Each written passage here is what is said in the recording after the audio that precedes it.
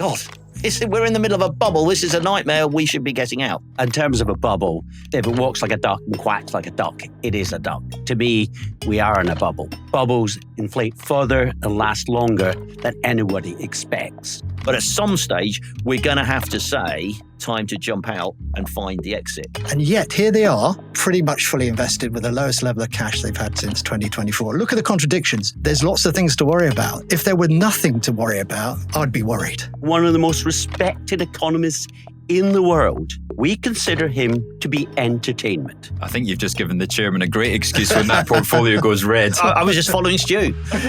Your capital is at risk. The value of your shares, ETFs and ETCs can fall as well as rise, which could mean getting back less than you originally put in. This content is for information purposes only and is not investment advice. Past performance is not an indication of future results.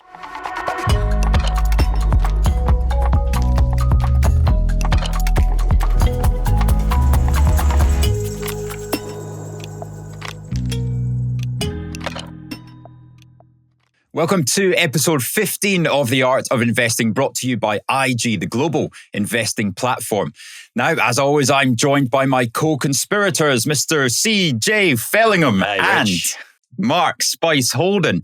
But you may notice we have a fourth member of the crew today. I am joined by a specialist in behavioural economics, Mr. Stuart Thompson. Welcome to the pod. It's ideal timing because there has been some funny behaviour in the markets this week. So before we get to the Robbie Coltrane of financial markets, let's go to the Spice market update.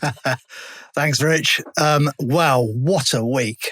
Friday saw a flash crash in cryptocurrencies, which caused the biggest one-day drop in equities since April this year. Then Monday, we saw the biggest daily bounce since May. Tuesday, markets were marked down about 2% first thing in the morning, and then they had a huge bounce off of that, ended the day virtually unchanged. So a 2% rally off the lows. And by the close of yesterday, major equity markets are back pretty much to their all-time highs or very close to them. So what a week. Wow. The flash crash, or the crypto flash crash, was caused on Friday by Trump launching many more of his what are now being known as T-bombs, tariff bombs. This time he was having a go at China and rare earths. So he started a battle with them again on rare earths. A couple of days later, he talked about having to go at cargo shipping that Chinese control. And then yesterday, they were talking about soybeans versus cooking oil. So he's throwing bombs around all over the place. But actually, the equity markets have been shrugging these off, actually, as the week's gone on. As I say, we're back up towards all-time highs. One of the stories of the last week has been the fall in the crypto markets. And before I say anything about them, let's just remember two things. Firstly, they're a 24/7 market, which means they are open all the time on their exchanges, and therefore there are periods of significant illiquidity, especially over the weekends, where bad actors can have their fun and games. Secondly, and this is a bit of a wealth warning, this is really the Wild West. So all cryptos really is for those who are prepared to lose a significant portion of their capital over time. So with that wealth warning in place, let me just talk about what happened in the crypto market. The first thing was the macro thing that Mark just talked about, where the tariffs were announced by Trump in the evening. Because he didn't get his Nobel Peace Prize. Because maybe he didn't get his Nobel Peace Prize for whatever reason. He does tend to do these things on Fridays. Thank God he did it after the market closed in the UK. So at least we had a little bit of a break, but not for the people in the States. Now, I've got to use the word allegedly around here, but there was a very big seller, what's called a whale, who sold a lot of Bitcoin half an hour before the announcement. You know, some people get all the luck. And then after the announcement, they closed it up and they made $192 million. Now, the reason why those sorts of trades are done or allegedly done in the crypto market is because it is a deregulated market. So there is no insider trading. There is nothing like that. Now, I'm not suggesting anybody knew anything, but a remarkably good trader. If that trader's listening, could you come on and explain to us how you managed to do that? Number one. Secondly, and more relevantly, that destabilized the crypto market. Then somebody came along and exploited a weakness in Binance, which is the biggest crypto exchange. So if you think about the London Stock Exchange, you've got the S&P 500 on the New York Stock Exchange, you've got all these stock exchanges. Well, in crypto, there are lots and lots of different exchanges. Some are centralized, some are decentralized, all are pretty much unregulated. And if you hold a token, you can swap that token for something else with these exchanges, which you can then use to earn interest, to lend against, to borrow, and to act as collateral. So, for example, with Binance, there's a thing called BNSOL, B-N-S-O-L. That is a liquid staking token, it's called. That is equal to one token from the Solana chain. So if you are an owner of Solana, you have a token, you can then deposit that at Binance, get a liquid staking token called BNSOL, and then use that to generate more return. So lots of people have these holdings, they deposit them, they then go off and they do lots of this staking in the background. Now, the problem lies if the two values disagree between the SOL token and the BNSOL token. They should be the same because you're swapping one for the other. But of course, being a market, everybody trades everything. So they trade the value of both.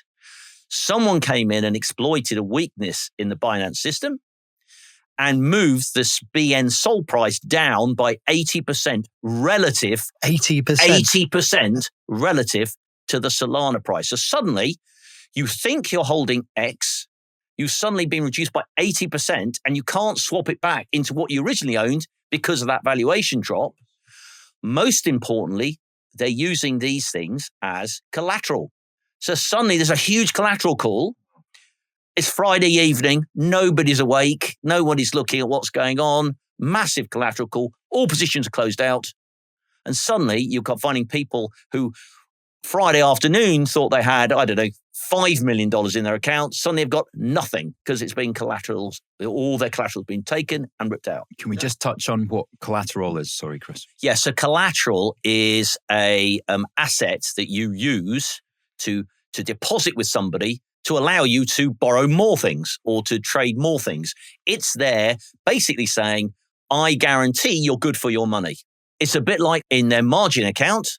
If you have collateral in there, they will let you do leverage trades. But if you don't, or you run through your collateral levels, they will close you down and stop you out. The interesting thing is when those margin calls, as they're termed, when people are asked to put up extra collateral because the value of the asset they've been investing in falls, they have to sell other assets.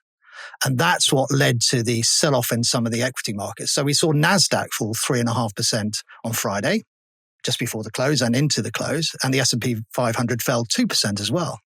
And that was probably people trying to gather as much money as they could, as quickly as they could, to try and offset some of this collateral call they were seeing in very big falls. Undoubtedly have played an effect, but also you'd have seen at 9 o'clock suddenly distress in one market. So you get people saying, oh, well, maybe there'll be distress in other markets. And it's a time when you're just closing everything for the weekend. In the regulated markets, in the normal stock markets, it causes a bit of panic. But in the crypto markets, it just keeps trading until somebody comes in and buys them. So people were buying things at levels that were completely unheard of in terms of where they had traded in days. So take Bitcoin, for example. Bitcoin had hit $125,000 just a day before.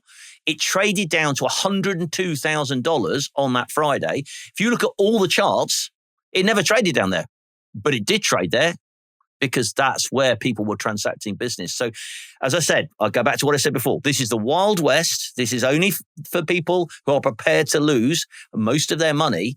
But that is what went on Friday. Once again, a black mark for the crypto industry. Once again, showing that the fact it's not regulated hurts it badly. And somebody made a lot of money and a lot of people lost a lot of money. And the contagion effect can ripple through markets 24/7, not like the stock market, where traditionally we've been 5 days a week. And at 10 p.m. on a Friday night, you can go to the pub and relax. And you're still seeing that effect now, because if you look at what Mark said earlier, most assets have recovered back towards their highs, slightly back from them, but they're still up there. Bitcoin now still trades 10% below Ethereum, another one of the major tokens, is the same. And once again, it's not a great advert for the crypto industry.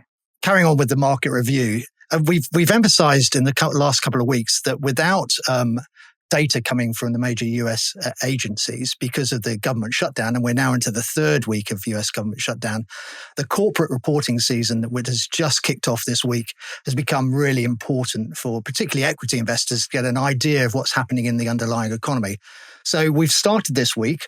Most of the major banks in America have kicked off the reporting, and so far, so good. They've been really, really good, and particularly because there's been quite a lot of volatility in asset markets where they make quite a lot of money. They have these investment banks, unlike the British banks, they have big exposures there. That's been really good. But what surprised a few people was underlying. Analysts were expecting to have to increase the amount of bad debts they were providing for. So people struggling a bit with this rising unemployment we've been seeing in the US. Everyone's expecting credit card debts to start sort of rising. But actually they went down. Provisioning for that went down across all the major banks in the US. That was a real surprise. And that's one of the reasons pretty much all of them beat expectations, because they weren't having to put as many provisions away to offset these potential bad debts. Now, that may change if this unemployment keeps rising in the US and or the economy slows down. But it's very worthy of sort of note. I think the other thing that's worthy of note is we've seen both Goldman Sachs and Amazon this week announce that they're going to be cutting quite a significant amount of their workforce. And that's because they are already beginning to reap the benefits of AI in their businesses. So Amazon are rumored to be looking to cut about 15% of their workforce, which is huge if you think about it. They're one of the biggest employers around the world. And that's, that shows you perhaps some of the potential long-term impacts of AI. Now, we said that might be part of the reason we're also seeing unemployment rise in the US, and Stewie no doubt will talk about that sort of side of it potentially later. But worthy of note, I think, in the reporting season. Outside of the major banks, we've had great results from other businesses. Nestle in Europe today, shares are up 7 or 8% last time I looked. LVMH, for those of you who like Louis Vuitton, there we go, Rich. You've got a lot of bit of Louis Vuitton. Moet Hennessy for our chairman over there. Louis Vuitton, Moet Hennessy. Their shares were up 12% yesterday because they've had great results. And Europe's biggest company, ASML, who make the machines that make the chips that go into the AI boom that we're seeing, they had great results and pointed out that their demand was increasing very, very strongly. In the UK, we haven't had many results yet, but Croda, a specialty chemicals company, that's been hit by tariffs, had a bit of a profit warning. But interestingly, and this is where an equity investor observes these sort of things, their shares went up rather than down. They're up about 3%, even though they did warn that things were tough. Now, that is a good sign that some of these expectations about the tariff impact, etc., are well and truly baked into numbers.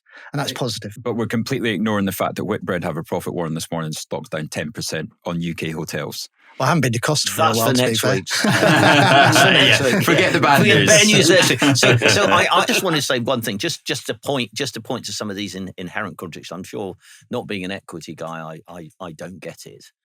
But the banks are going up on the fact they're writing back in the monies they said they were assuming were going to be lost in credit cards. So they're saying things are better than they were. Amazon and Goldman are saying they're cutting staff, so the market says we're going to get more rate cuts because things are worse than they are. Can someone explain to me how that circle squares? But except it's a bull market. Goldman and Amazon are cutting because of the benefits of AI, all the investment they've been putting in. And there have been many contradictions this week. So it'll be really interesting to see where our portfolio sits. Because on a Friday evening, I started to think, oh my goodness, we've hit our all-time peak. That's it. We're never going to see the same again this year. As you put on our chat. As I made a mention. Sorry, I said I wasn't going to talk about that. Sorry. So how is it looking? Well, of course, the VanEck Crypto and Blockchain Innovators ETF is our best performer, up 4.4% on the week. As you see, we dropped the weighting down to 2.5%. last week. Then we've got gold, now 5% holding all-time highs.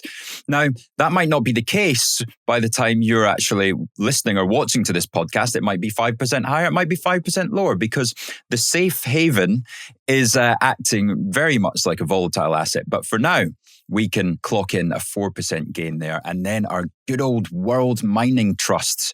Gents, a fantastic decision to go up to 10% last week, as that is up another 3.5%. Now, its performance isn't quite as good as that.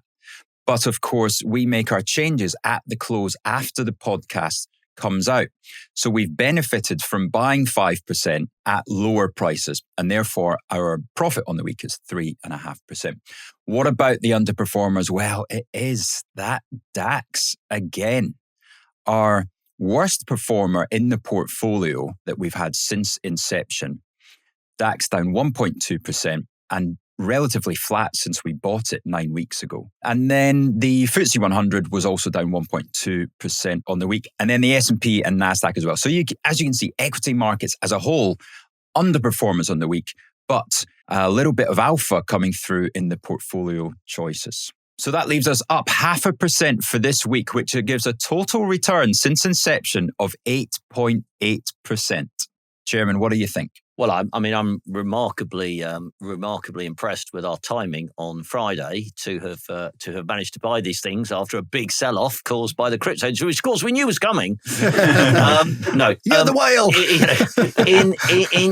In all honesty, I think we need to probably have a slightly longer conversation here with regard to our portfolio. And thinking about some of those sharp moves on Friday, especially because we've got an actual expert in. Well, we have, and we'd be able to ask him for his thoughts. But also because there's an enormous noise and furore emanating through the press about this being a bubble.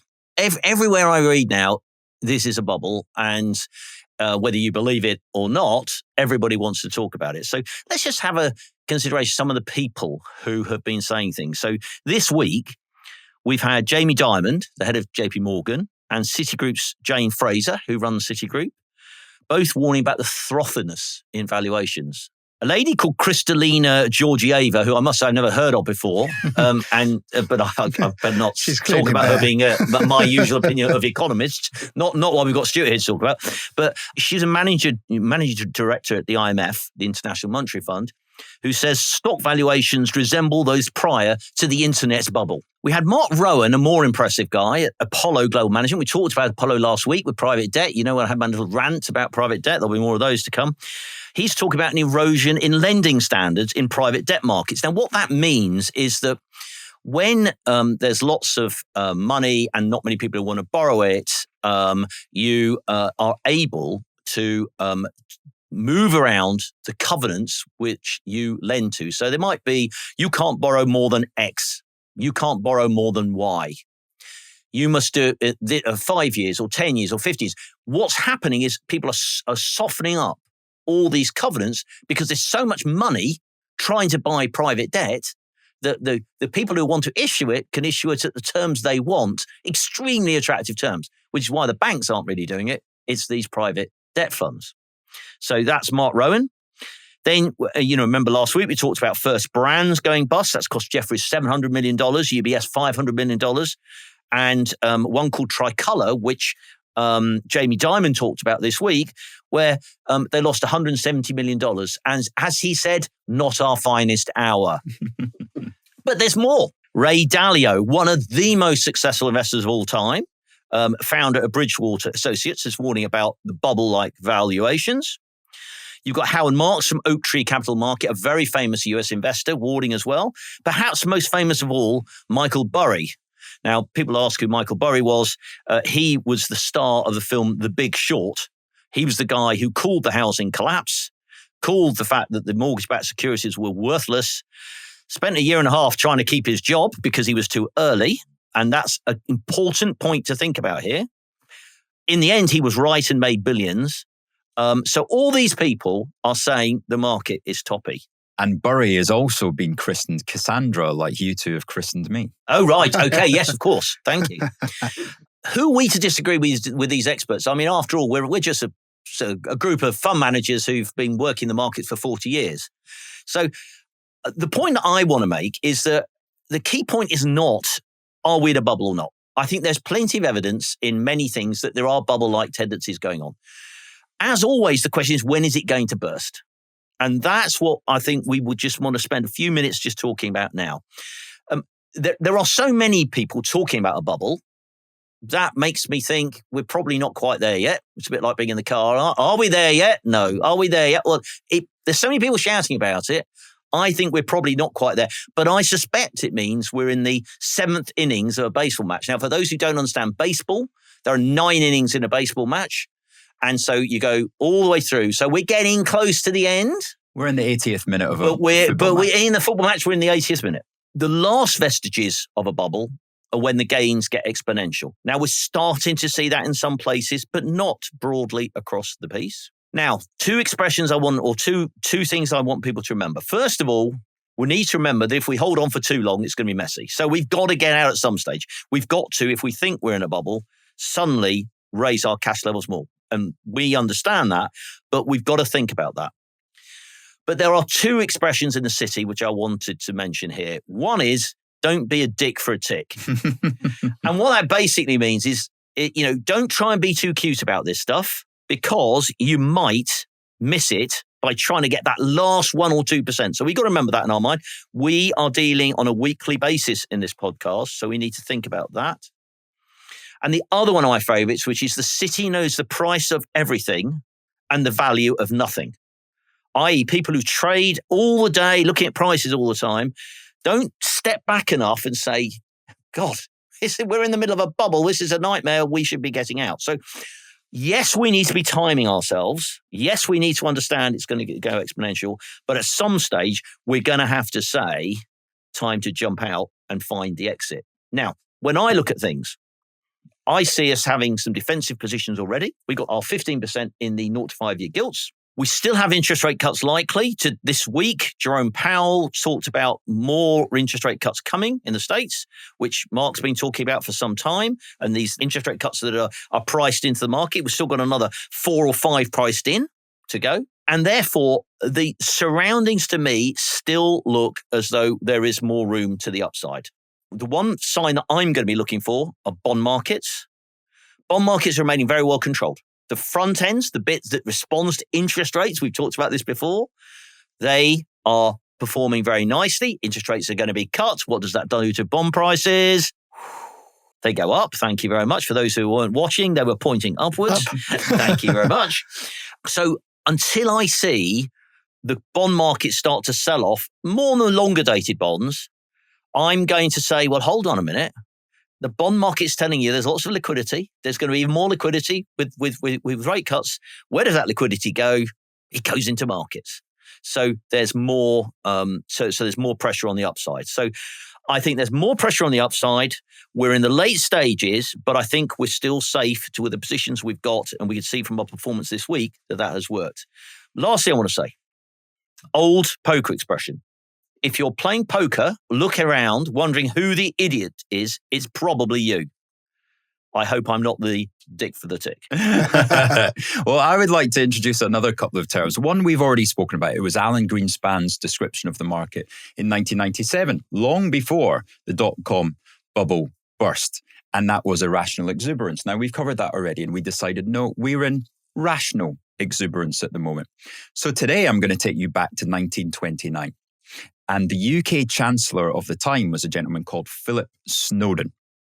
Philip Snowden looked at Wall Street and he said, we are in an orgy of speculation here. And that was forecasting the subsequent 1929 crash, that the markets didn't recover until 1956, where they were in that orgy. So I'm concerned that the term bubble gets thrown around and it's a very overused term, and we usually used it here, but it doesn't necessarily mean that the markets are going to crash. That there's 4 areas that I'm particularly worried about, and they are not AI itself, but AI CapEx spend. CapEx being capital expenditure, building the factories, building the chips. And that is regarding this OpenAI ventures and circles that we've seen with all investing in each other. Data centers, things like that. very much data centers. So we've got 2.5% exposure to that. Then we've got quantum computing, which is absurd. Hopefully we have no exposure to that. We've got robotics. I don't think we've really got much exposure there. And then the fourth one is nuclear power. Now, of course, that's another offshoot of AI because we're looking to use nuclear to then energize the data centers. So I'm mostly relaxed because of the diversification that we've got. And we've started moving into more things like mining, into emerging markets, Russell 2000. And we have only got 15% in those S&P, NASDAQ, and then the 2.5% in VanEck Crypto. Is gold part of the orgy of speculation? It certainly feels that way for now. But again, with the way things are going in the politics circles, then I'm not sure it's the worst place to be. So that's where I would be. So I'm summing up you saying that you've got some nervousness around the edges, but you're looking at the portfolio and our spread between equities and then mining, between the fragile assets and the non-fragile assets we've talked about before, gives you comfort with that positioning for the moment. Exactly, comfort. And if anything, I would be taking the S&P 500 down to half the position and getting rid of VanEck. And that would be, I'd be absolutely sleeping like a baby. Look like your own pension then. I've got many years to look after my pension more than you have, so. So, Rich, you'll be glad to know you're in good company because not me, but Merrill Lynch, the Bank of America, do a survey each month of the professional fund managers out there. And we had one of those out this week. Really interesting because there's quite a lot of contradictions in there. So equity valuations within a portfolio have basically hit an 8-month high. And that's not too surprising, I suppose, given that equity markets are towards their all-time highs. And that includes people allocating to it like we did. We put some money into the Russell 2000, put some money in emerging markets, took it out of cash. That's the same sort of thing as other asset managers have been doing. So cash levels for the average fund manager is just down to 3.8%. That's the lowest since the end of 2024. So that's it's well over, nearly a year now.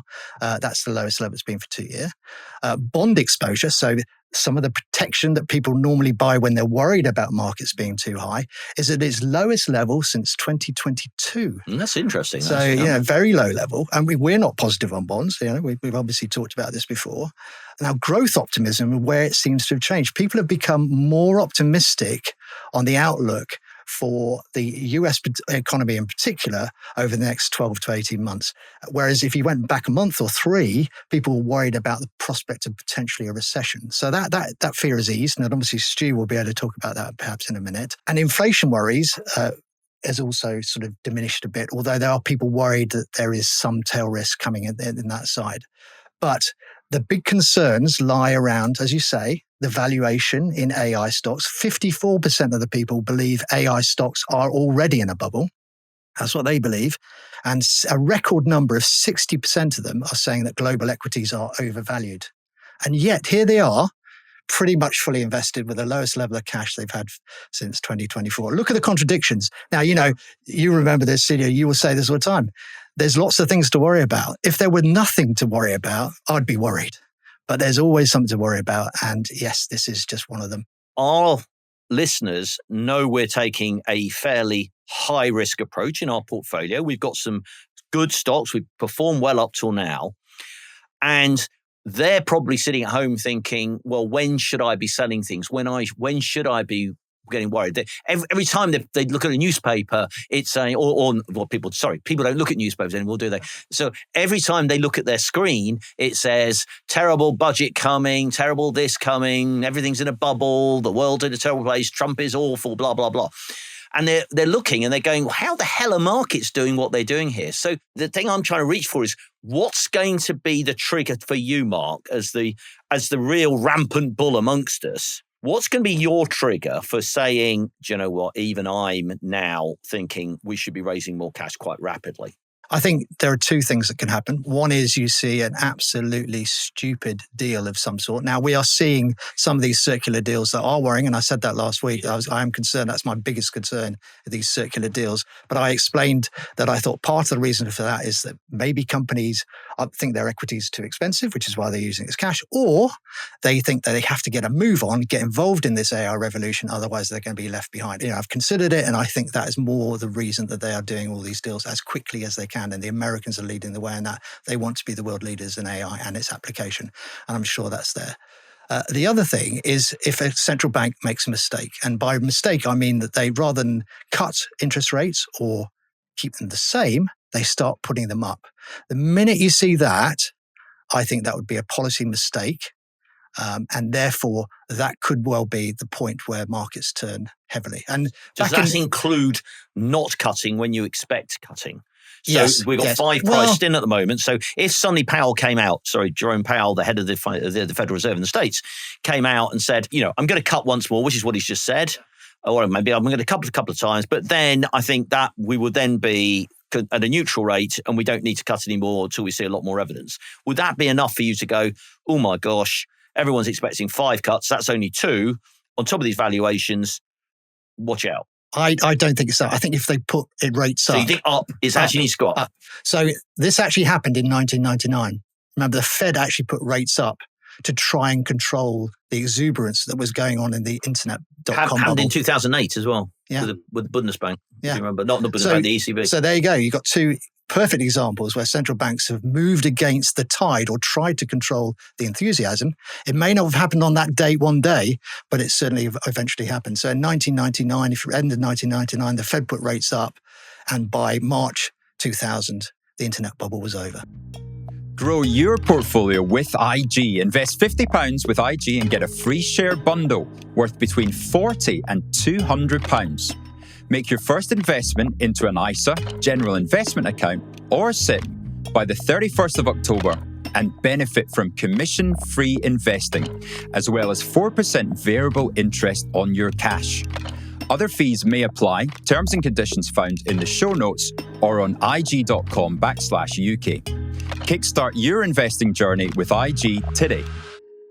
Well, this almost sounds like an economics debate to me. So if only we had a specialist, expert. Let me see if I ring anybody in again. economics. Stewie, I introduced you at the start as a behavioural economist. Take us through exactly how the behavioural part differentiates you from your associates. It means I'm not excited by models. It means I'm more excited by what people do rather than how the spreadsheet works. So for me, a behavioral economist asks the question, why? Why is the consumer going to increase its expenditure? Why are businesses going to increase investment? And that leads to what is the consensus doing? Because once the consensus is formed, it doesn't remain stable, it has to change. And in terms of economic strategy, what you want to determine is where that consensus is going to go in order to make money in the portfolio. So it brings a lot of human behavioral psychology into it as well.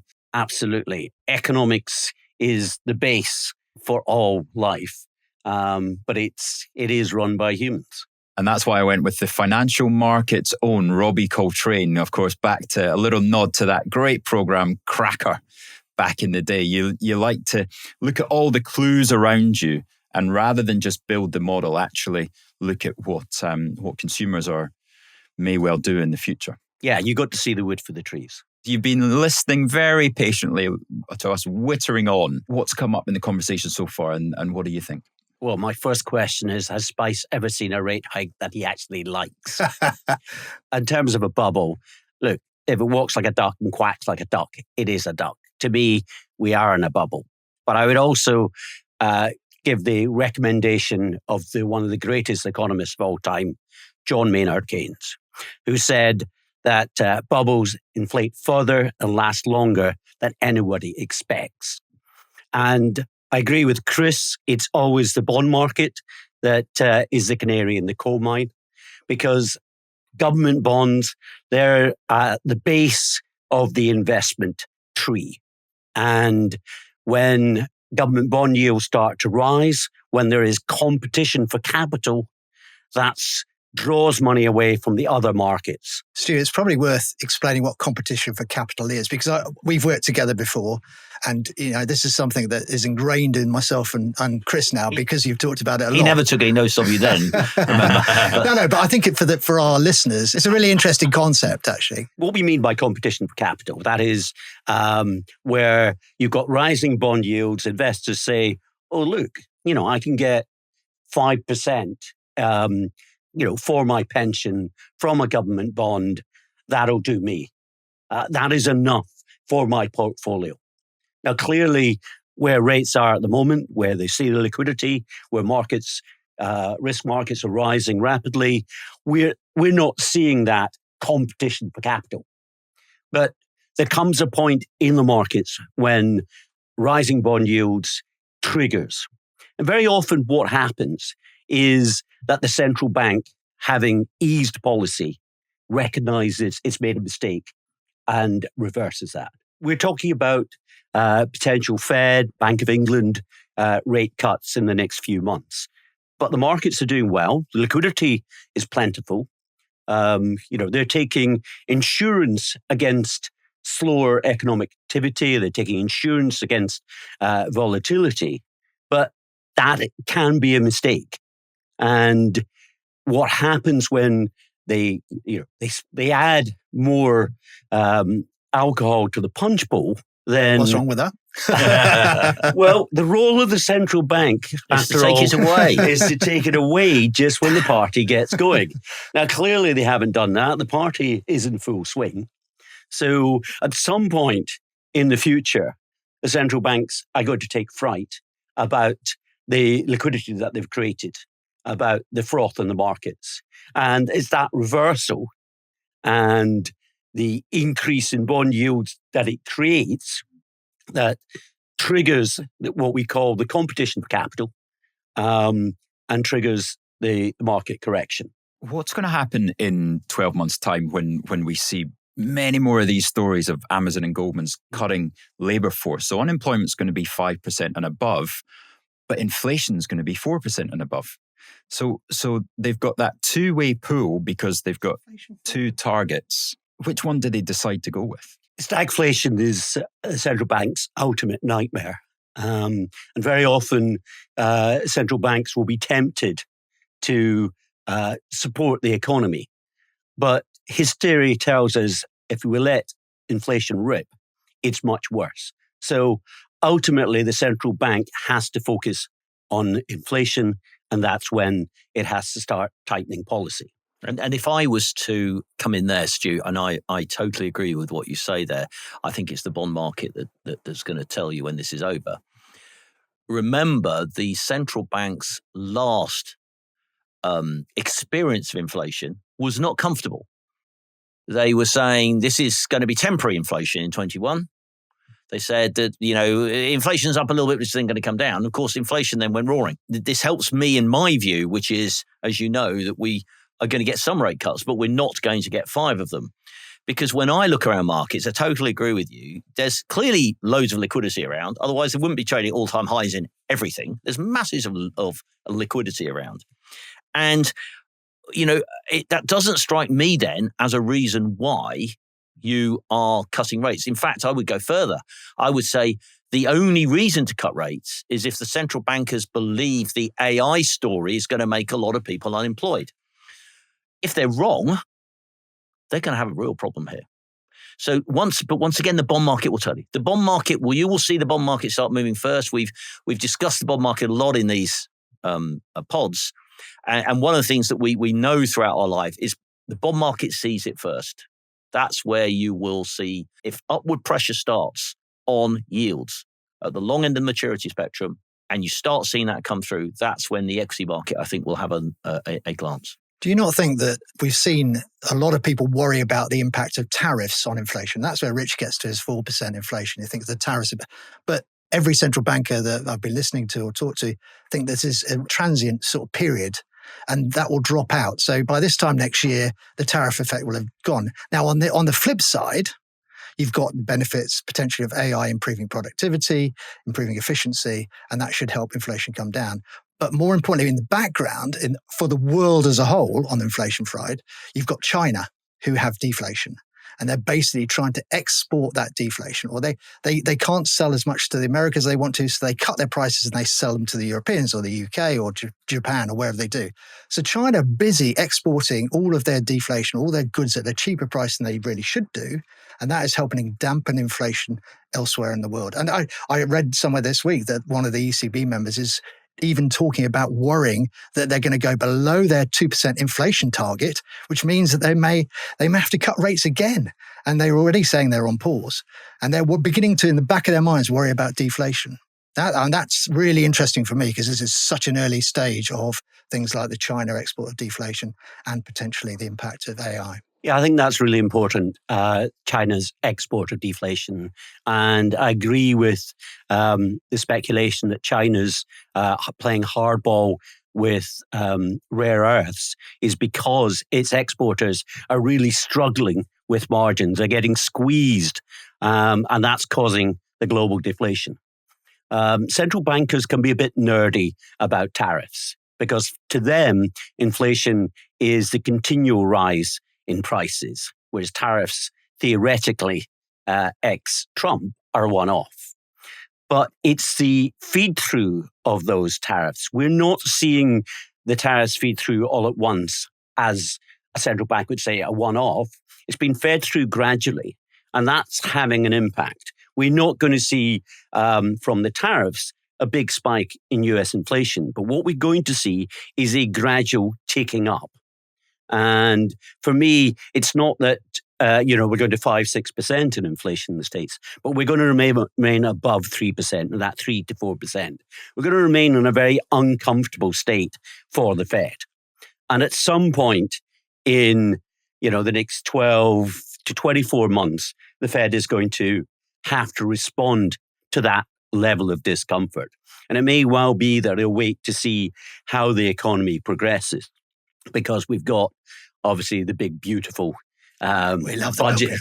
But at the same time, in the States, I would argue for another factor, which is, I think, what the Fed is taking into account. And this is COVID as a spectre at the feast. Because everywhere else in the world has followed the pattern post-pandemic of rising savings. So in the UK, a country which is not known for its thrift these days. Different in Scotland, of course. No, it's 2 against 1 now, so just watch yourself, Mr. Fellingham. Right, I think we've just given you a wonderful introduction to why economics is relevant, because we've just been speaking about it for the past 15 minutes. So that almost covers our first question. But CJ, do you want to introduce properly your good friend for the last 15 years, the both of you have known with him and worked with him, and then get stuck into these questions on what's the point in economists? Stuart Thompson here has been a colleague of mine for the last 20 years, and Mark's as well. And Stuart is a particular type of economist. He's a useful one. Yeah. And so a rare breed. I'm just warming up now. But before I say any more, Stu, just give us a flavour for your background. Where did you start and why did you want to be an economist? Well, before I worked with these two geniuses, I worked in both investment banking and in investment management. So within investment banking, I worked for US, French, and Japanese investment banks. When I came over to the buy side, I worked for Ignis, where I met these two. I worked for Standard Life, and I worked for Manulife. Getting into economics itself was really a eureka moment for me. I wasn't always the best studier, so my exams didn't go according to plan. I didn't get into the university I wanted to go to. Study what? To study production engineering and accounts, actually. You've always been an interesting person.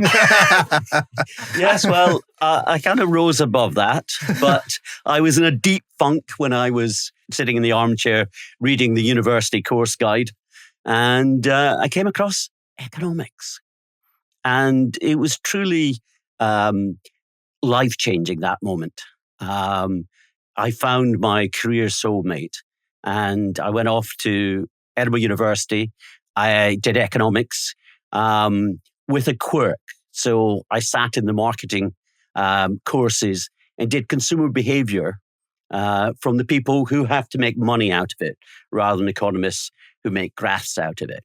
And that consumer behaviour analysis informed investor analysis. It informed why economies move and what economics does for the city is, to analyse inflation, to analyse growth as an input into forecasting what the government's going to do in the budget and what the central bank is going to do with monetary policy. So why, Stu, does everybody need an economist? Why do we find that every investment bank, every fund management group, every business group, most parts of government, the Treasury, the Bank of England, et cetera, why do they all need economists? I mean, surely you're all studying the same stuff.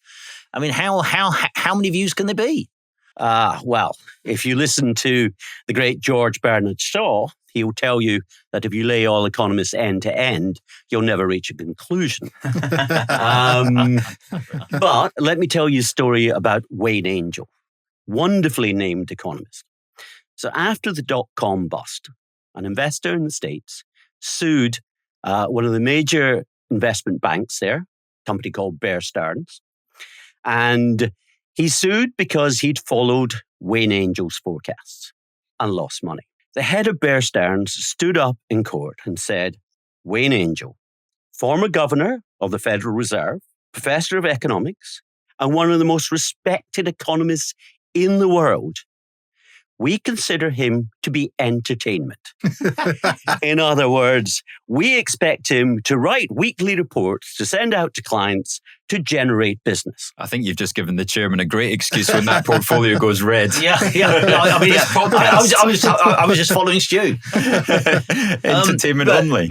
So you've got economists, at the central bank, which are obviously influenced by the politicians. You've got economists at the IMF, you mentioned earlier, the International Monetary Fund.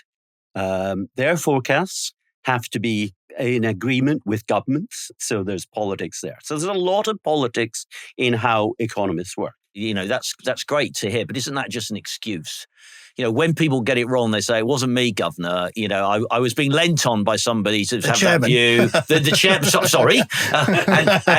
And to me, the problem with economists is they fit into my normal view of economic commentators. I used to have a boss at Mercury. He was brilliant. He was a bond market legend. And he had an expression that if you don't have a position, we shouldn't listen to your view.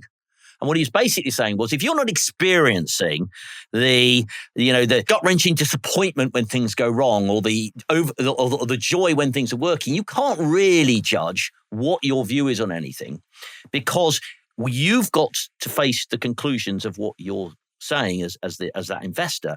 Whereas an economist can just say, I think this, and he's wrong, and who cares?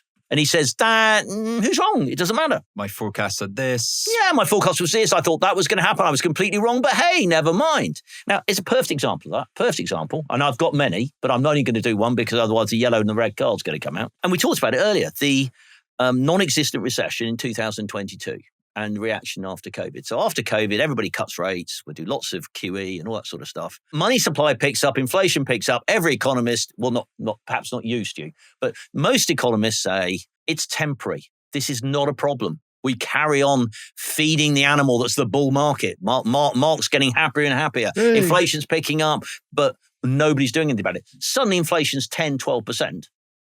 And the Fed say, we got that one wrong. We better raise rates. So they got it wrong, first of all, saying it was temporary. Then the US, the UK, Europe, we all raise rates. And every economist then says, it's going to be a recession. 22 is going to be awful. It's going to be a recession. Everything's going to collapse. They were completely wrong with that as well. Now, if I back those judgments as a fund manager, I'd lost my job. Most of those economists are still walking around telling me what's going to happen this year and next year. So tell me what I'm missing. Why is it that they have been so successful in generating salaries and reputations when in fact most of them have got it wrong. Well, look, economists are a special breed. Say what you really mean. Yeah, we are a special breed, but we're not born with perfect foresight. We don't have crystal balls, that's for sure. I think one of the problems in economics, if you're thinking about the central banks making their forecasts, is that if it's not in their model, then they can't see it. And what happened after the pandemic with that inflation, with the supply chain disruption, wasn't in their model. Well, Russia invaded Ukraine and the oil price doubled, and that gave the inflation boost that you're talking about, really. So to be fair to the economists, that was wasn't something you could forecast, is it? It's not something you could forecast. And as I say, economists aren't always allowed to say what they mean. And let me give you an example. When I worked for a Japanese investment bank, I was working for Nikko, one of the major investment securities houses in Japan during the 1990s. The Japanese government lent upon those securities houses in Japan. They weren't allowed to say negative things about the economy. The economy was in a balance sheet recession. And what I mean by that is the assets had fallen in value below the level of debts, and companies' balance sheets were paralyzed. Now, I was working out of London, analyzing the Japanese economy for our clients, and I was able to say, look, the economy is in trouble. Bank of Japan will have to keep cutting interest rates. My colleagues in Tokyo weren't allowed to say that, but they were pleased that I was able to say that because that was what economists really felt about it. But people who believed from the Japanese government and from those Japanese securities houses, got it wrong. And that was actually the fatal mistake of Nick Leeson. So do we really have to think about an economist in terms of where they're working and the biases they're going to come up with before we listen to what they have to say? Absolutely. Now, where I think you've done brilliantly, I would say this, having offered you jobs in many different places and enjoyed working with you the whole time, is that you've turned into a investment strategist economist. So you've very much thought about, I want to give advice that people can take actions on, and I want to be therefore held responsible, if so, for my forecasts rather than the aforementioned body of economists in the rest of the world. So you've done very, very, very well at that. And we've got a perfect opportunity for you to show us and tell us what you think, because we have a portfolio. You were sitting here hearing what we were saying about where we think we are with our portfolio construction. Is there anything that you look at with our portfolio and you say, given my understanding of what I think is going on in the world, I might do something a bit differently or change anything? Well, with my Scottish economists' general misery, I would... There's two of them now. I would worry... I'm Welsh. I'm staying out of it. I would worry about the future. I would worry about that point at which the central banks realize they've gone too far. They've spiked the punch bowl too much. And so it's not for now, but I would look for some soft protection. I would be looking at, buying some out of the money puts as a means of protecting your downside. For everybody at home that doesn't know what a put is or the options market, it's a bit like buying your car insurance. Yes. In case one day in the future you have a bit of a prang, like I once did in the Aston Martin, on the way to work at 6 o'clock in the morning, just approaching Tower Bridge. Had to stand there for 25 minutes as all my colleagues from work drove past, giving me what I think was a little bit of a wave. So the options market is like buying car insurance. And what you're suggesting is it would be really nice just to give up a little bit of our performance, our gains so far, to protect ourselves maybe 3% lower if the market was to sell off. Yeah, I mean, the aim of this portfolio is to make a target return.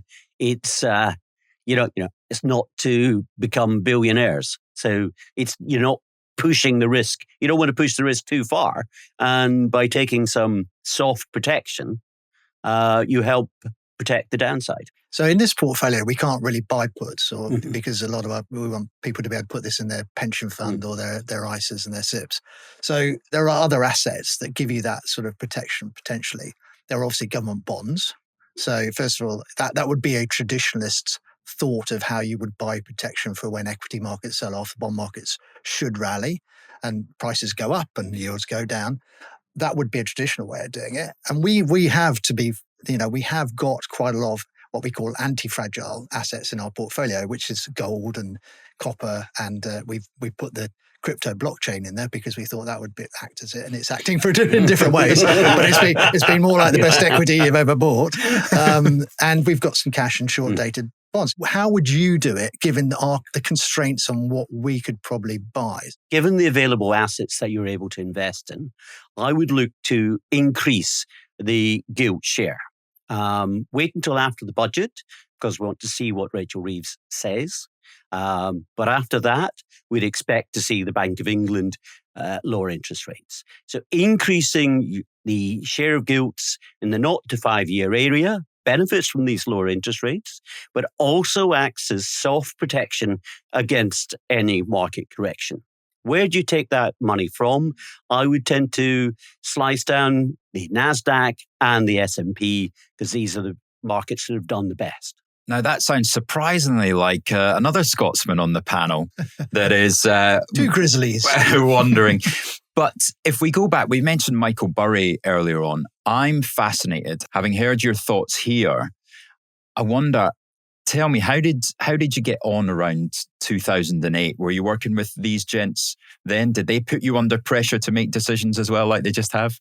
Fortunately not. Back in 2007, I read a report about new innovations in the credit market. They were coming up with new products which didn't make sense. And it felt like a massive bubble.